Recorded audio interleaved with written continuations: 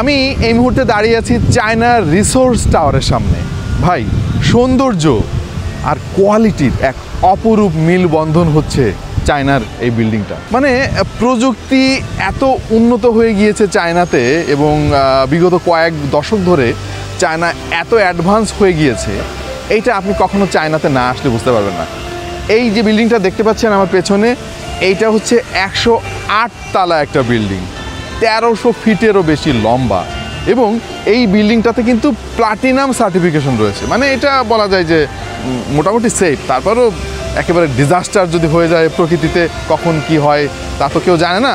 But আপাত দৃষ্টিতে এইটা one of the strongest building in Shenzhen. চায়নার শেনজেনে আসলে এইরকম আরও অনেক বহুতল ভবনের দেখা পাওয়া যায়, এবং বলা যায় চীনারা অসম্ভবকে সম্ভব করেছে তাদের প্রযুক্তি দিয়ে। এই বিল্ডিংটা তৈরি করতে সময় লেগেছে মাত্র 5 বছর, যেটা অবিশ্বাস্য মনে হয় আমার কাছে। আর সবচাইতে ইন্টারেস্টিং ব্যাপার হচ্ছে এইটা চায়নার সরকারি একটা বিল্ডিং। মানে আপনি আমাদের বাংলাদেশের সরকারি একটা বিল্ডিংয়ের কথা চিন্তা করেন, আর এটা দেখেন, তাহলে একটা আইডিয়া পেয়ে যাবেন।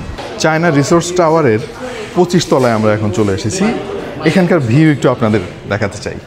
এইটা হচ্ছে চায়না রিসোর্স টাওয়ারের 25 তলা থেকে শেনজেন সিটি, এবং সামনে দেখতে পাচ্ছেন পানি আর পানি, এবং তার ওপারে হংকং।